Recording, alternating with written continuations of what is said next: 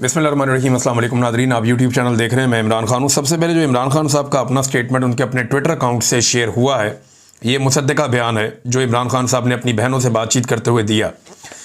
ये बयान क्या है, पहले आप ये सुन लें। इमरान खान ने कहा कि मैं तमाम उम्र भी जेल में रहने को तैयार हूँ, लेकिन जुल्म और जबर के सामने झुकने का सवाल ही पैदा नहीं होता। पाकिस्तानी कौम को भी यही पैगाम देता हूँ कि किसी सूरत जबर के निज़ाम के सामने ना झुकें। मुज़ाकरात का वक्त अब गुजर चुका है, अब सिर्फ कौम के एहतजाज का वक्त है। पिछले कुछ रोज़ से जेल में मुझ पर सख्तियाँ मज़ीद बढ़ा दी गई हैं। मेरी अहलिया बुशरा बेगम पर भी सख्ती का दायरा कार बढ़ा दिया गया है। उनके सेल में जो टीवी मौजूद था वो भी बंद करवा दिया गया है। मेरे और मेरी अहलिया के तमाम इंसानी और कैदियों को दिए जाने वाले हुकूक मुअत्तल हैं, जिसका हिसाब होना चाहिए। मुझे मालूम है कि एक कर्नल और जेल सुपरिटेंडेंट अंजुम ये सब कुछ आसिम मुनीर के कहने पर करवा रहे हैं। अपनी पार्टी को वाज़ेह हदायत करता हूँ कि अगर मुझे जेल में कुछ हुआ तो इसका हिसाब आसिम मुनीर से लिया जाए। बुशरा बेगम पर जुल्म इसलिए किया जा रहा है क्योंकि मेरे दौर में जब आसिम मुनीर को ओहदे से हटाया गया तो उन्होंने जुल्फी बुखारी के ज़रिए बुशरा बेगम को मुलाकात का पैगाम भेजा था, जिसे बुशरा बेगम ने ठुकरा दिया था। इसीलिए आसिम मुनीर ने उन पर सख्तियां रखी हुई हैं। शुरू दिन से ही उनकी कोशिश है कि बुशरा बेगम पर सख्ती करके मुझे तोड़ा जा सके। जिस जेल में मुझे रखा हुआ है वहां सैकड़ों पाकिस्तानियों के कातिल और दहशतगर्द भी मुझसे बेहतर हालत में रह रहे हैं। एक फौजी रिजवान को शानो शौकत से रखा हुआ है, लेकिन मुझ पर हर तरह का जुल्म जारी है। ये जो भी कर ले, इस जुल्म के आगे ना मैं पहले झुका था ना ही अब झुकूंगा। पंजाब में पिछले 2 साल से मरियम नवाज और मोहसिन नकवी के ज़ेरे साया जबर और फसादियत का जो माहौल है, उसने जमहूरियत और सियासी सरगर्मियों का खात्मा कर रखा है। तमाम मेंबरान असम्बली का काफिले की सूरत में पंजाब आकर सियासी इज्तिमा करना खुश आइंद है। इस वक्त मुझ समेत कई अफराद सख्त तरीन जेलें काट रहे हैं। इसलिए पार्टी का हर शख्स अपने ज़ाती इख्तलाफात को मुकम्मल तौर पर नज़रअंदाज करे। मीडिया के सामने अपनी ज़ाती और अंदरूनी मामलात को ज़ेरे गुफ्तगू लाना किसी तौर काबिल कबूल नहीं है। मेरी सख्ती से हदायत हैं कि पार्टी में बड़े से बड़ा ओहदेदार या छोटे से छोटा रुकन या जिम्मेदार social media, electronic media, print media या किसी भी और फोरम पर पार्टी के अंदरूनी मामलात या इख्तलाफात का इजहार मत करे। अपनी सारी तवज्जो सिर्फ और सिर्फ एहतजाजी तहरीक पर रखें ताकि मुल्क में इंसानी हकूक़ की बहाली मुमकिन हो सके। अगर किसी जिम्मेदार ने इस एहतजाजी तहरीक में हिस्सा ना लिया, फिर इसका फैसला मैं जेल से खुद करूंगा।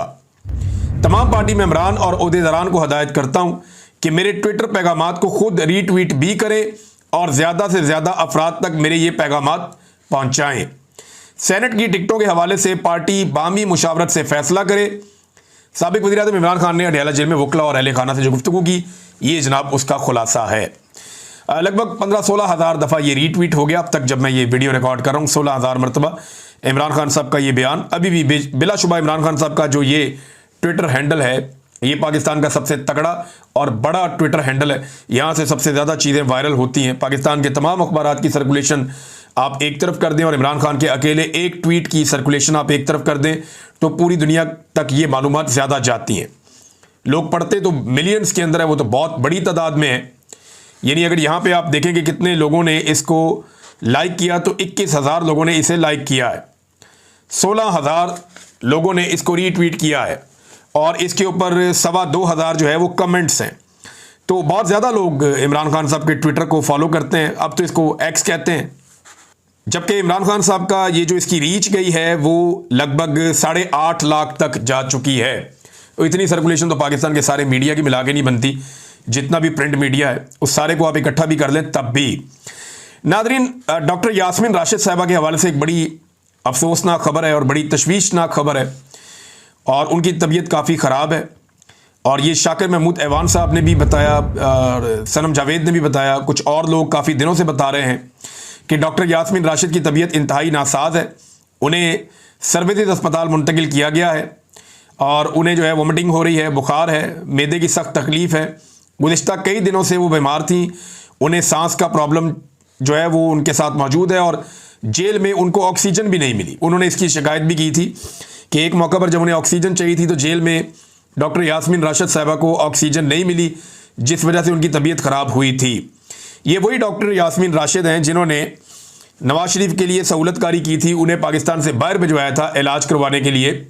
जब मियाँ साहब ने कहा था उनके प्लेटलेट्स बहुत कम हो गए हैं, खुदा न खास्ता उनकी जान जा सकती है, अदालत ने भी कहा कौन जिम्मेदार होगा, तो फिर डॉक्टर यास्मीन राशिद साहिबा ने मियाँ साहब को तमाम सहूलियात फराहम की, अस्पतालों में उनकी फैमिली को सहूलियात फराहम की, अस्पतालों का सारा निज़ाम उनके ताबे कर दिया।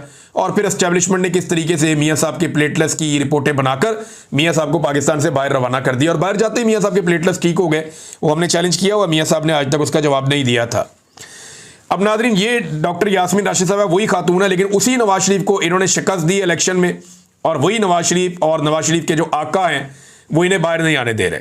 आज उसी नवाज शरीफ की बेटी की सूबे में हुकूमत है, और डॉक्टर यास्मीन राशिद साहिबा के साथ क्या हो रहा है ये आप सबके सामने है। तो शरीफ खानदान जो है ये किसी का भी सगा नहीं है, ये सिर्फ अपने मफाद के हैं। इनके साथ आप नेकी भी करेंगे तो ये क्या करेंगे वो आपके सामने है। इमरान खान साहब ने अपने जो बयान में कहा कि सेनेट की टिकटों के हवाले से पार्टी बाहमी मुशावरत से फैसला करे।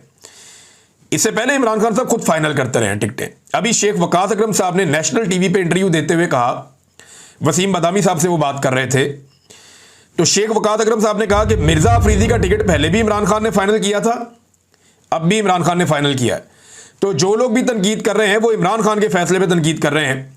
तो देखें, अगर सरमायादार को टिकट इमरान खान साहब देंगे और ये बताएंगे कि वो इनकलाब ला रहे हैं इसके जरिए से, तो ये तो फिर कोई भी बिलीव नहीं करेगा। अगर मिर्जा अफरीदी जो है ये अपने पैसे की बलबूते के ऊपर काबिल कबूल बन गया, जिसने बहुत इंजॉय किया वो टाइम जब पाकिस्तान तहरीक इंसाफ को मार पड़ रही थी, जब तहरीक इंसाफ के कारकुनों को, मीडिया को, शायरों को, सिविल सोसाइटी को, वकला को, सबको मार पड़ रही थी, आम आदमियों को, औरतों को मार पड़ रही थी, उस वक्त मिर्ज़ा अफरीदी और कुछ और लोग इंजॉय कर रहे थे।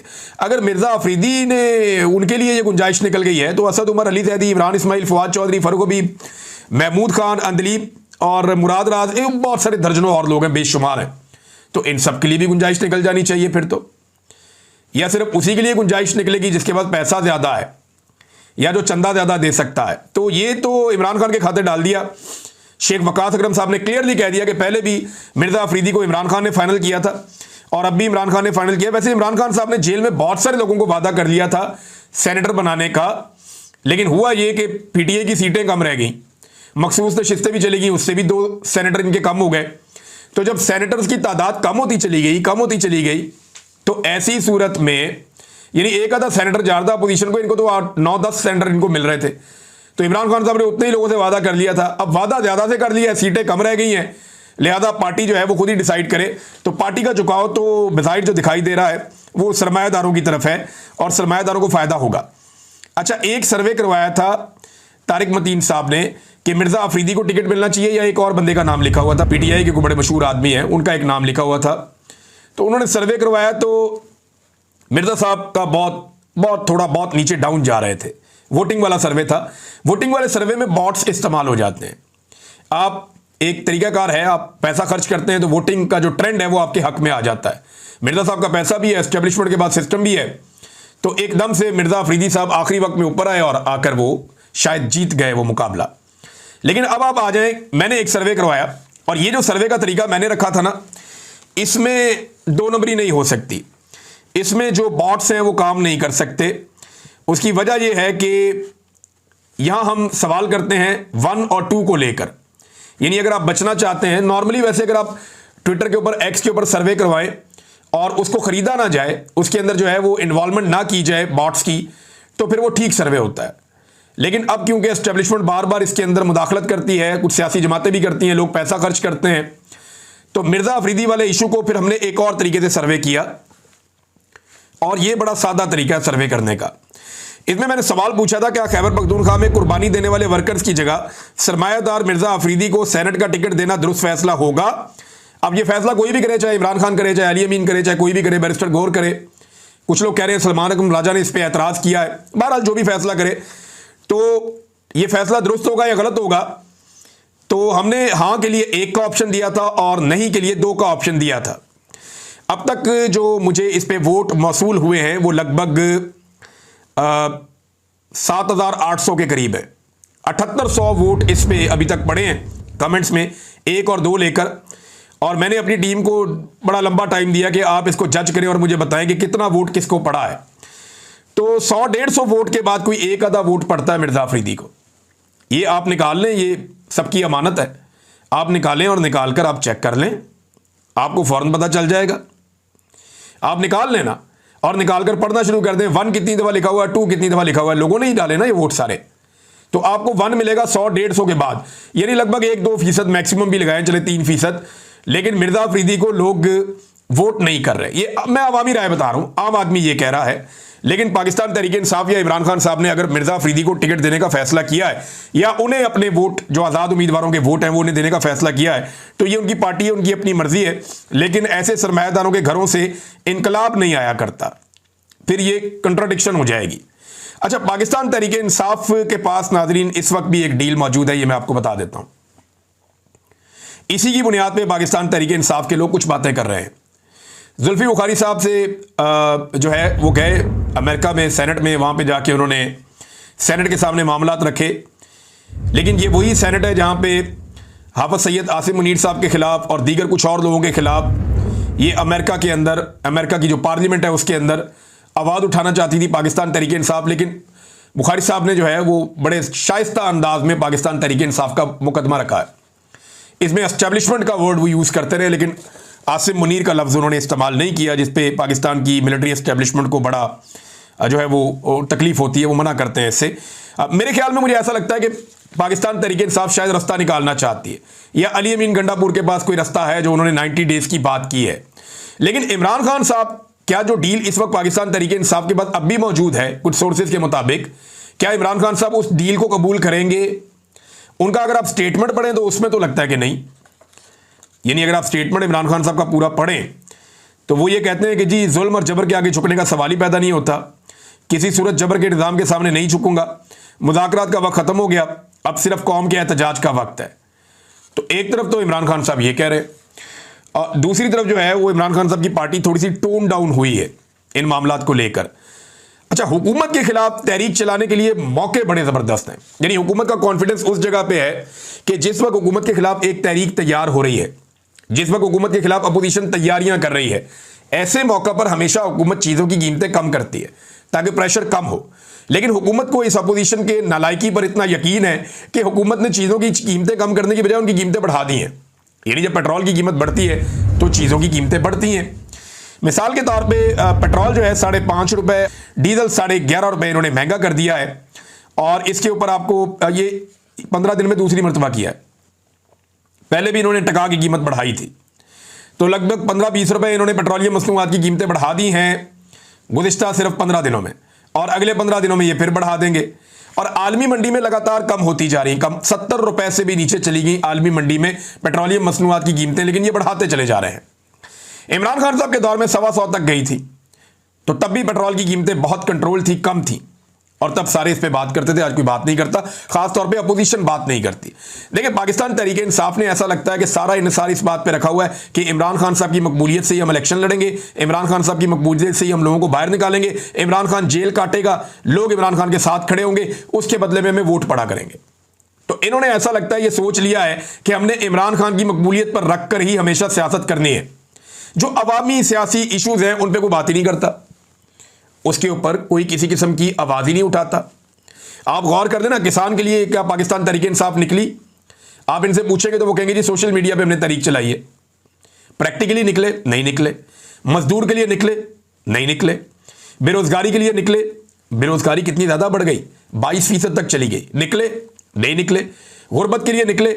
आधा पाकिस्तान गुर्बत की लकीर से नीचे जा रहा है तकरीबन, और ये सारा इसी दौरे हुकूमत में हुआ। क्या पाकिस्तान तहरीक इंसाफ गरीबों के साथ खड़ी हुई? नहीं हुई, सोशल मीडिया पे खड़ी हुई। और वो सोशल मीडिया का कमाल है, जो प्रैक्टिकली मैदान में निकल कर सियासत आपने मैदान में करनी होती है। अगर 8 फरवरी 2024 को पाकिस्तान की आवाम सोशल मीडिया पे ही सिर्फ आपको वोट डाल देती तो क्या आप इलेक्शन जीत जाते? उसके लिए लोग निकले, प्रैक्टिकली पहुंचे, डब्बों के अंदर वोट डाले और वोट डालकर उनके ऊपर पहरा दिया, इस तरह आपको सीटें मिली। तो आप प्रैक्टिकली आवाम के साथ खड़े हुए या नहीं हुए, ये बड़ा सवाल है। यानी महंगाई का तूफान आ गया, गरीब आदमी के साथ आप खड़े नहीं हुए, मुआशी तबाही होगी। आटे का स्कैंडल के खिलाफ पीटीआई खड़ी हुई? नहीं हुई। चीनी के स्कैंडल के खिलाफ पीटीआई ने एहतजाज किया? नहीं किया। दहशतगर्दी बेकाबू हो गई। डॉक्टरों और हेल्थ वर्कर्स के साथ जो पंजाब में हुआ, क्या कुछ किया पीटीआई ने? कख नहीं किया। वुकला का साथ नहीं दिया, उसातिज़ा का साथ नहीं दिया, तलबा का साथ नहीं दिया जो तलबा के साथ हुआ, बल्कि बैकफुट में चले जाते हैं। हत्ता के जो सहाफियों के साथ हुआ उस पर भी पाकिस्तान तहरीक इंसाफ ने सहाफियों का साथ नहीं दिया। इमरान खान के दौर में सहाफियों को थोड़ी मार पड़ती थी ना, तो सारी अपोजिशन इकट्ठी होकर सहाफियों के साथ खड़ी हो जाती थी। आज इस दौर में सहाफियों को बहुत मार पड़ रही है, लेकिन पाकिस्तान तहरीक इंसाफ के लोग सहाफियों का इवन नाम लेने तक के लिए भी तैयार नहीं है, खड़े होने के लिए तैयार नहीं है। कोई बंदा खड़े होने के लिए तैयार नहीं। जिन लोगों को जबरी तौर पे लापता किया गया, मैं अपनी मिसाल आपको देता हूं। जमात इस्लामी के लोग मुझे मिलने आए, नून लीग के लोग मिलने आए, कुछ पीपल्स पार्टी के लोगों ने भी राब्ता किया। जब मैं जबरी तौर पे लापता होकर वापस आया, पीटीआई को बंदा मिलने ही नहीं आता था, डरते थे सारे। बल्कि जो राब्ता करते थे वो कहते थे इमरान साहब आप बोलना बंद कर दें। मुझे शहरियार अफरीदी ने भी ये कहा, अली अमीन गंडापुर ने भी ये कहा कि इमरान साहब आपने बिल्कुल अब कोई प्रोग्राम नहीं करना, किसी किस्म की बात नहीं करनी, बड़ी तकलीफें आपने और आपके खानदान ने देख ली है, लिहाजा अब आपने चुप करके बैठना है। मैं हल्फन कह रहा हूं, इन दोनों से आप पूछ लें, इन दोनों ने मुझे फोन करके कहा कि आपने इमरान साहब अब किसी किस्म का वीलॉग नहीं करना आइंदा जिंदगी में, आप वक्त गुजारें अभी जब तक हालात ठीक नहीं हो जाते। तो मैंने इनसे कहा जी मैं तो जब अपने आप को सेहतमंद महसूस करूंगा मैं काम करूंगा। तो ये मिलने तक नहीं आए, किसी दोस्त ने बातचीत करवा दी, कभी तो करवा दी। तो ये बिल्कुल मीडिया के साथ खड़े नहीं हुआ। सत्तूर के साथ जो हुआ, मुतीउल्लाह जान के साथ, सहाफ़ी अहमद फरहाद साहब के साथ, शायर भी हैं,